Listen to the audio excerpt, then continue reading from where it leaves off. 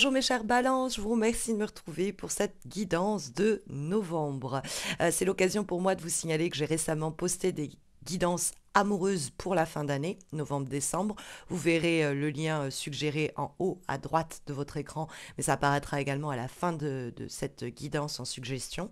Et c'est aussi l'occasion pour moi de vous signaler qu'un concours se déroule actuellement sur ma chaîne YouTube qui vous permet de remporter un tarot, un talisman que je crée moi-même pour vous sur mesure et que je vous envoie par colis à la maison, ou encore pour certains et certaines d'entre vous 100 € à valoir sur mon site. Tout ça, c'est à l'occasion de la sortie d'un nouveau projet qui m'est très cher, à savoir la thérapie psychomagique des profondeurs.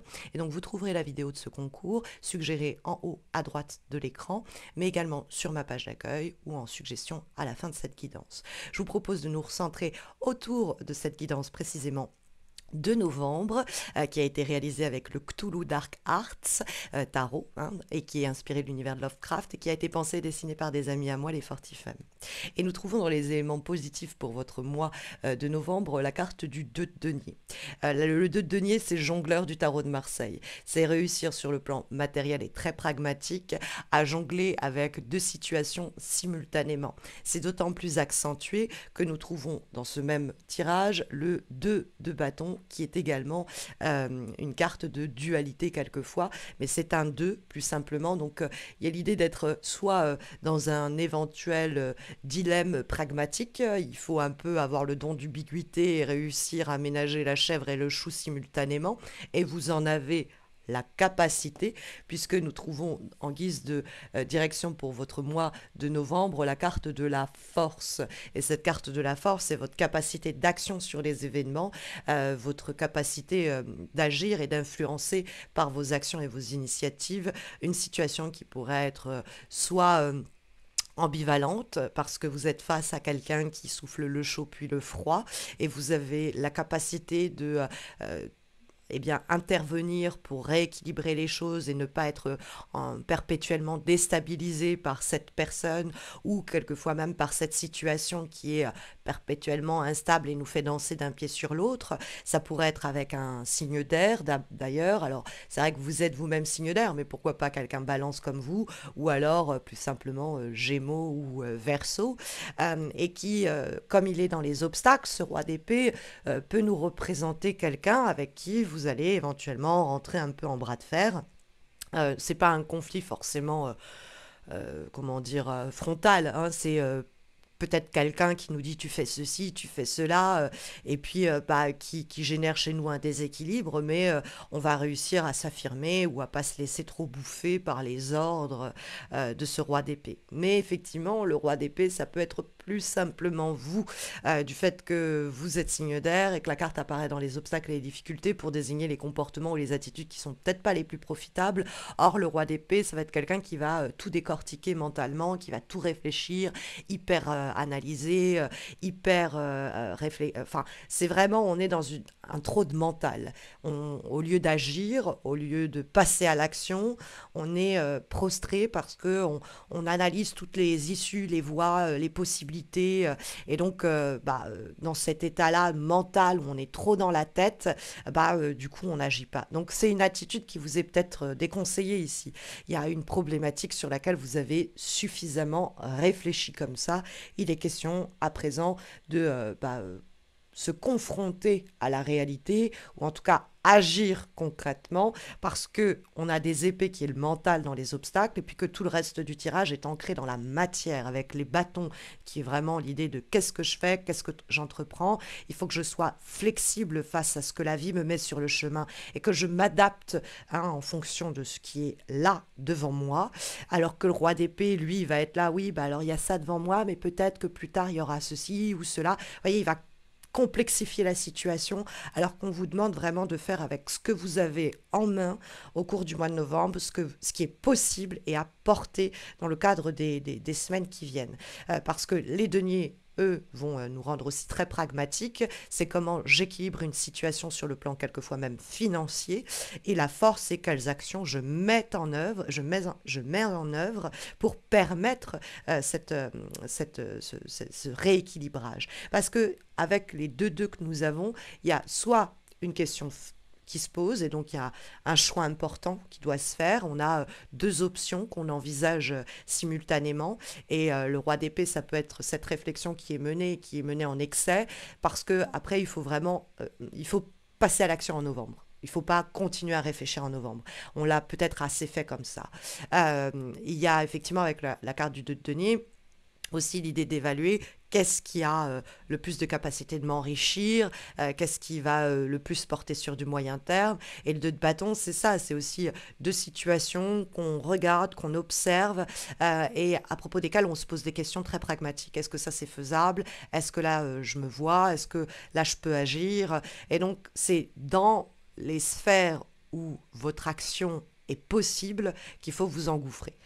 Parce que la carte de la force nous dit que vous avez une capacité de remodeler les événements, intervenir sur cela, et même si vous êtes, peut-être que les deux que nous voyons, c'est une dualité avec quelqu'un, ce fameux roi d'épée, et même si vous rentrez en bras de fer avec cette personne ou avec cette situation, la carte de la force nous prédit sur un plan du mois de novembre que vous avez moyen de provoquer votre chance, et bien obtenir ce que vous souhaitez parce que la force, ce n'est pas que la force physique, ce qu'on peut accomplir, c'est aussi la force mentale, la lucidité, la confiance en soi et la capacité de provoquer les événements, de ne pas être peut-être aussi bouffé ou pétri par les doutes et les peurs qui vont nous tétaniser, nous garder dans une situation d'entre-deux où j'y vais pas, peut-être, peut-être pas.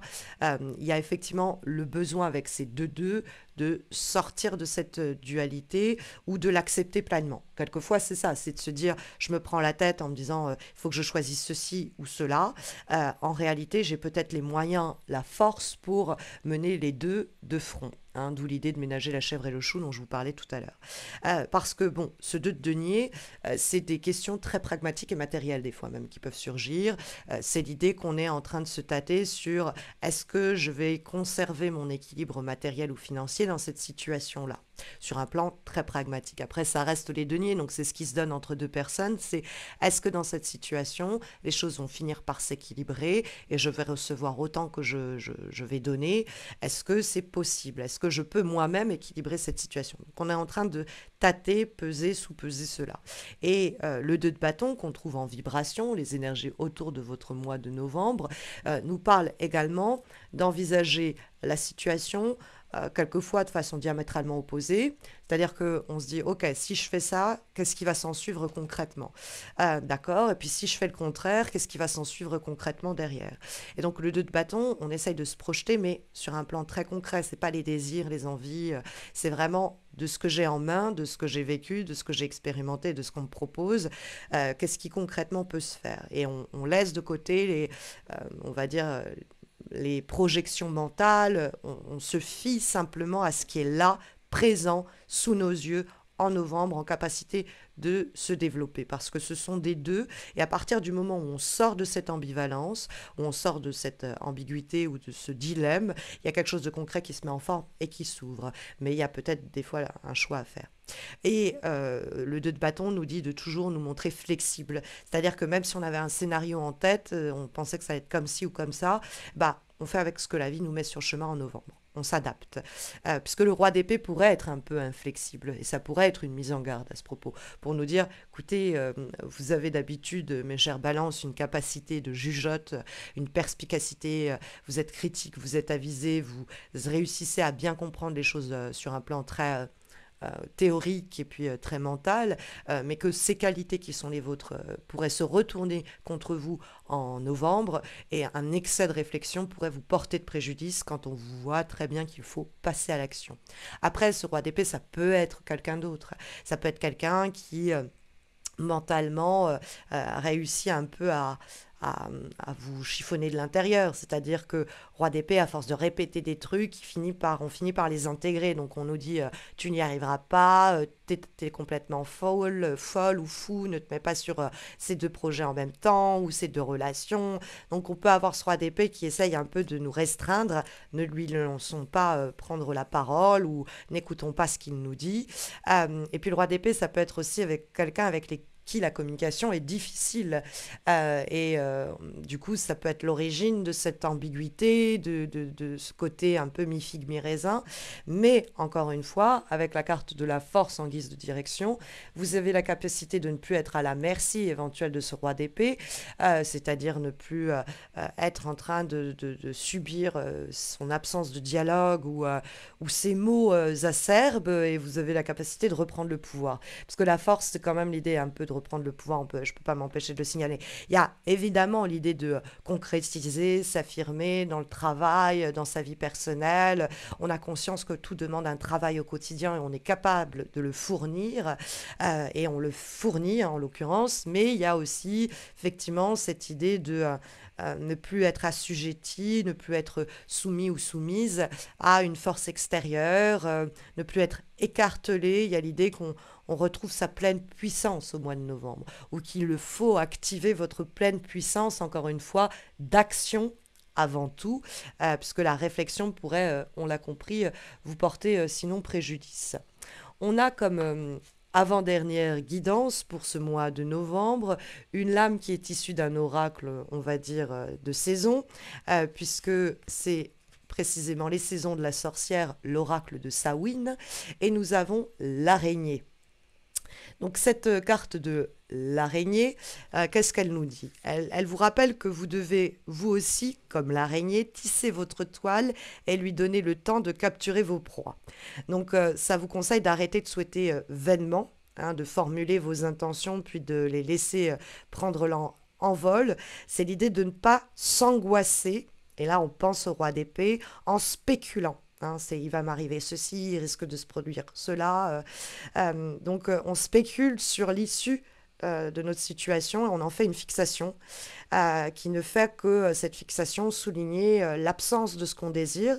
Et c'est là que va en profiter le doute pour s'installer.